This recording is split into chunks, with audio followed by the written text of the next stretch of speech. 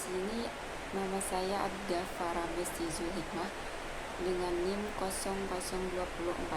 Di sini saya akan mereview tentang rasionalisme. Rasionalisme adalah meyakini bahwa sumber pengetahuan yang dapat dipercaya, yaitu rasio. Pengalaman hanya berfungsi untuk menegakkan pengetahuan dari akal. Tokoh-tokoh rasionalisme ada René Descartes yang dijuluki Bapak Filsafat Modern. Beliau juga sebagai pelopor terhadap minat-minat terkait kesadaran. Descartes berusaha memberikan penjelasan metodis untuk mendapatkan kepastian dan kebenaran yang kokoh. Meskipun bertujuan menemukan kepastian, tetapi metodenya justru diawali dengan menyaksikan atau meragukan segala sesuatu. Semakin kita meragukan sesuatu itu, maka kita akan semakin mengada atau eksis. Keraguan ini semakin membuat kita sadar akan eksistensi kita. Lalu apa sih meragukan itu? Meragukan adalah aktivitas berpikir yang membuat eksistensi kita tidak terbantahkan. Atau dalam bahasa ilmiahnya, cogito ergo sum, atau aku berpikir maka aku ada. Jadi, hal yang ditemukan dengan metode meragukan adalah suatu kepastian yang tak terbantahkan, yaitu cogito atau berpikir. Yang berpikir ini merujuk kepada kesadaran diri. Yang kedua yaitu Baruch di Spinoza. Pikiran Spinoza yang terkenal adalah ajaran mengenai substansi tunggal. Beliau menyimpulkan bahwa Tuhan dan alam semesta adalah satu, atau Tuhan mewujud dalam bentuk materi sebagai alam semesta.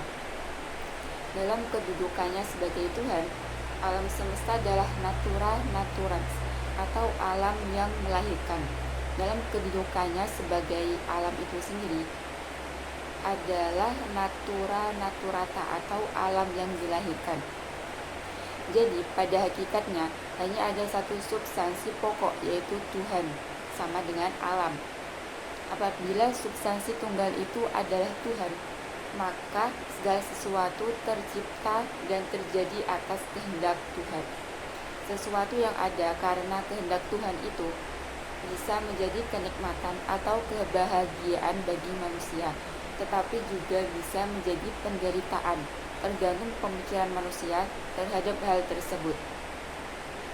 Pemikiran adalah jiwa, sedangkan keluasan adalah tubuh atau materi. Keduanya bereksistensi secara bersamaan. Kesadaran pikiran ini sangat penting bagi kehidupan seseorang, karena semua bertindak sesuai pemikirannya. Baik buruk berlaku subjektif. Akal harus didahulukan ketimbang nafsu, sehingga dapat melakukan sesuatu atau berpikir dengan penuh kesadaran. Mengkaitkan dengan Sang Pencipta ini, alam semesta perwujudan dari Tuhan, bahwa alam semesta itu pencipta itu sendiri. Nah, yang kedua adalah empirisme. Apa sih empirisme itu? Empirisme adalah aliran yang meyakini bahwa sumber pengetahuan yang benar adalah empiri atau pengalaman. Empirisme ini berusaha menyingkirkan segala bentuk spekulasi atau anggapan spiritual. Empirisme mempelajari lahirnya ilmu-ilmu kemanusiaan modern yang didasarkan pada observasi atau penyelidikan empirisme. Tokoh-tokoh empirisme ini yang pertama adalah Thomas Hobbes. Filsafat, dia mempunyai pemikiran filsafat tidak semestinya adalah objek lahiriah atau fisik. Asal mula kenyataan adalah materi dan gerak yang didapatkan melalui pengalaman dan observasi. Sedangkan terkait pengalaman batin, kita bisa melakukan refleksi atau introspeksi diri. Pola pikir seseorang tergantung pengalaman yang dialaminya. Perasaan adalah masukan dari panca indera yang menghasilkan reaksi.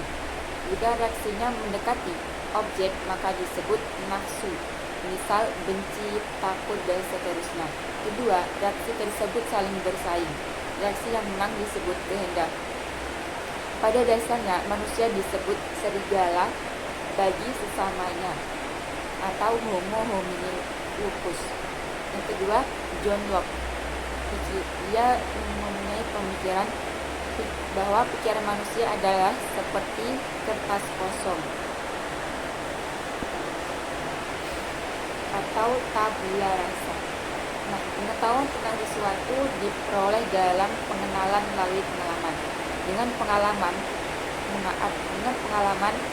seperti mengamati, mendengarkan, dan seterusnya, menimbulkan kesan-kesan dan memunculkan ide-ide atau konsep dalam pikiran, misalnya ide sakit, senang, dan seterusnya.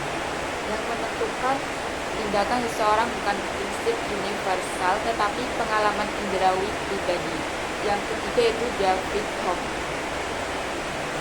Dia mempunyai pemikiran bahwa empirisme radikal sama dengan menolak ide bawaan, pikiran, dan religius. Kesadaran akan aku adalah hasil dari kesan dari persepsi luar seperti panas dan dingin.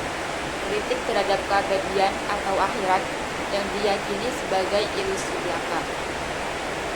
Selanjutnya adalah beliau tidak perlu menggunakan dalil agama untuk mengatur manusia di dunia.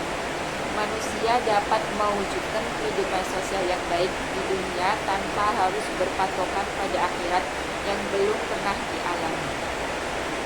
Baik, sekian dari saya. Wassalamualaikum